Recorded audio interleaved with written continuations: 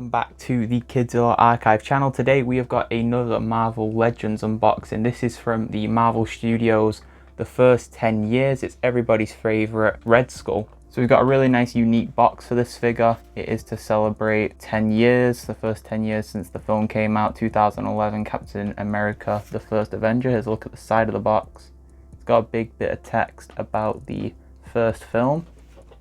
Taking a look at the back of the box, you've got picture of the character and a picture of the main man, Captain America, the First Avenger. Really cool poster there, and we've got a bit of a blurb about Red Skull, a bit about the character. And then on this side of the box, we've got a bit of artwork. We've got Loki there and Captain America with his shield. And back around to the front, we can see the Marvel Studios, the first 10 years. Got the Marvel Legends Red Skull, we've got the Captain America shield.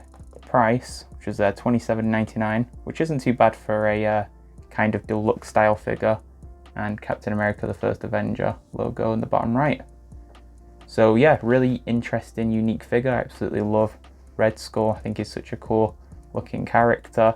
And he does come with 3 alternate heads that don't actually belong to Red Skull. I guess if you want to buy multiple of these, I don't think it's really good for the price, because you know, £28 for a Red Skull is okay, but these 3 heads are obviously for his henchmen, his workers. So I guess if you bought 3 of these, you'd also have 9 heads, so that wouldn't be too good either.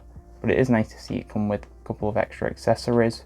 Got a big flamethrower type gun down there and a backpack. So yeah, let's get it unboxed and take a look at the figure. All right, so let's get him slid out of his box. There we go. And we've had his little harness thing pop out of the plastic shell. Let's pop it off to the side. And I just want to start by taking a quick look at the cardboard insert. I always find it really interesting when figures decide to do a cardboard insert with loads of illustrations on it. I think it's really nice because this is obviously not like a regular Marvel Legends figure. Got some really nice detailing on the inside of here, lots of different artwork from the Marvel Universe. Iron Man and Loki there's a big Thanos, Captain America, it's like Ironmonger, Thor, just all sorts of cool stuff going on here. So it doesn't really serve much of the purpose other than just being like a cool unique insert for the inside of the box. So it's nice to see. But I bet you didn't come here to stare at cardboard. No, we came to take a look at Red Skull. Here he is, and his little harness thing. So what we'll do is we'll start by taking a look at all of his accessories, the heads, the gun, the hand, which I'm guessing is to help him hold the flamethrower better. And I guess we'll start with the harness because it's already out. So I assume this was a backpack at first, but it is obviously not. It is a harness type thing. I'm guessing it's got something to do with the flamethrower, but also maybe not. I thought there was going to be possibly a hole where the flamethrower would connect to it and it got its power from the flamethrower, but it does not. Got some really nice small detailing in there. You really wouldn't see that unless you were this close to it, but it's still nice to see. We've got the HYDRA insignia etched into the belt there. That is really, really small and really well done as well for such a fine small detail. The camera is picking it up really well. And yeah, other than that, it is just black with a bit of silver detailing.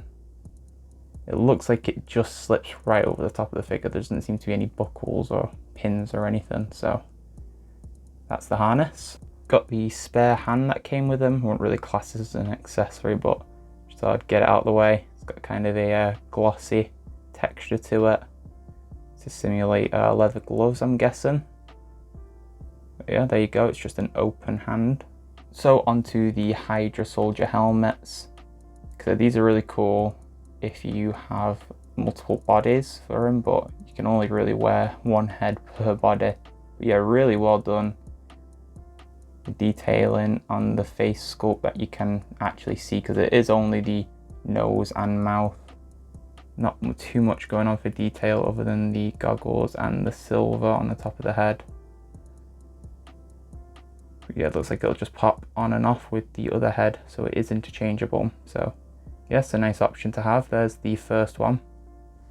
The second, and probably my favorite of all 3 accessory heads, This one looks really sinister. It's showing off no facial features. It's just like the first helmet, but this one has a respirator where the mouth is on the other helmet.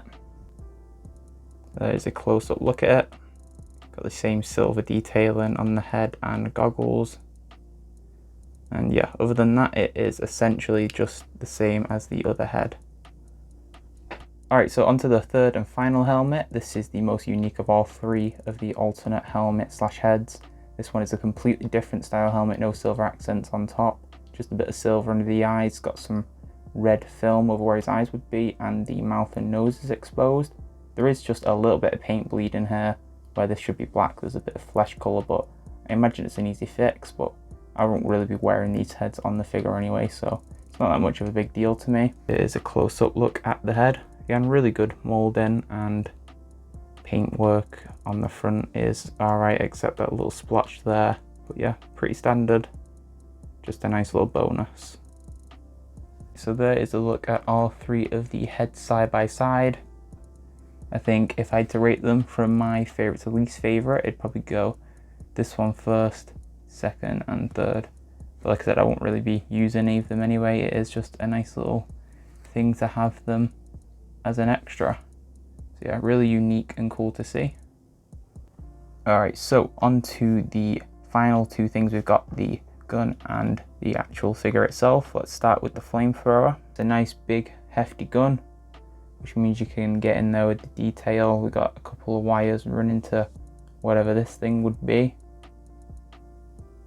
Pretty standard looking, silver and black, but yeah, it is the first flamethrower I own, so it does look pretty cool. I like the couple of things just sticking off the side of it. It makes it look a bit more realistic. We've got the two grips and this stock at the back. Looks really nice, and like I said, it is quite large and thick as well. That's what she said. So yeah, there's a look at the flamethrower.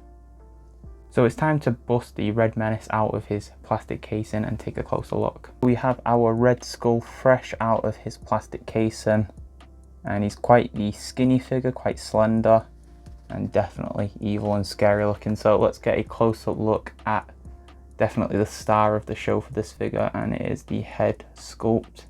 I was about to say face sculpt there, but he doesn't have a face, it's just flesh. Really gross looking, and it definitely captures the look of the Red Skull from the first Avengers film. So we've got lots of scary realistic holes in the face where the nose would be, and some, I guess you call those tendons maybe, not too sure, not too up on my biology. The lack of lips, just something so off-putting about this look. I mean, I know what it is, he doesn't have a face or hair, so yeah, super intimidating looking. We've got his outfit looking pretty fresh. We've also got the HYDRA insignia there on the belt, which is nice to see, just like on the harness. Got some gold buttons, and all of these red accents on the outfit are actually 3D, so they are coming off, not just painted on. Actually, a lot of his outfit is quite textured. There's all kinds of cool and interesting textures to this jacket that he's wearing, which is actually three-piece. You got the chest, or the torso piece is actually separate from the bottom half, which is underneath the belt. I guess that's so you can get your torso twist on. Always great articulation. It is actually a rubber piece down here. So for the skirt section of his coat, it is a rubbery plastic, which is nice to see. Whereas the top half is a more plasticky plastic. It's not really soft. It's got a sweet collar on there and a HYDRA insignia on the shoulder as well. Really well painted. Not seeing too much paint bleeding going on here, which is impressive with the line work that we've got on this figure. This figure really is technically quite well done. Onto the pants, got some really nice ruffles in there. So it's great to see some texture work. Just makes it stand out and look like it's alive, which is really nice. And then we've got the shiny black military boots. So what I'm going to do is I'm going to pop his head off and give you an example of a look of one of the three heads, and show you what that'll look like. Hopefully the head pops off Yep, very easily. And then I'll just take one of the other heads and hopefully it'll just pop. Yeah, there we go, on fairly easily. Really, really like that. That is super menacing looking. Hopefully I mean, if you could pick up one of these bodies for cheap outside of the packaging, maybe someone just wanted the Red Skull head on its own and we're just selling the body off. I mean, this would be a really cool figure. So let's pop the harness on and take a look at that look. So there is actually no way to just slide this thing over the top of him. It's way too tight. There is actually just a hole and buckle here. I don't know why I thought you'd just be able to slip that on top. So I just decided to change out the head so you could see what the other head looks like. I might as well complete it and get all three heads on. But here's a look at the second head on the body with the harness. It covers the HYDRA belt buckle. So you're not double HYDRAing it up, which I thought would look weird. But yeah, looks really cool, and I guess this is how a HYDRA soldier would look. And here is the third and final head. I really appreciate that it's super easy to pop these heads on and off at will. At least you don't have to, you know, use some like warm water or something. They've made it easy to just pop these on and off. So yeah, really cool look. Let's get the flamethrower in hand now. Here is a look at our HYDRA soldier with his flamethrower in hand. I'll pop the HYDRA soldier head off and pop on the Red Skull head now. There is a complete look at our Red Skull figure. I always find it a stretch to get the double hand on the gun. I always feel like it's a bit of an awkward look, but once I have a mess around with it and give it a different pose, I feel like it might look a bit more natural. It is a bit of a stretch trying to get him to reach both grips, but yeah, overall super satisfied with this figure. I feel like it is a really, really nice piece. The whole presentation of it as well with the box stands out. It's really unique, and yeah, the figure overall is amazing. The added heads as an extra is really cool to see, and yeah, super detailed, really well painted, and yeah, big fan overall. So that has been my unboxing and review of the first 10 years Marvel Studios Legends series Red Skull. Super impressed with this, and yeah, can't wait to get him on display. So if you've enjoyed this video, make sure you leave a like below, and I'll catch you in the next one. Thanks for watching. How you say Casabianca?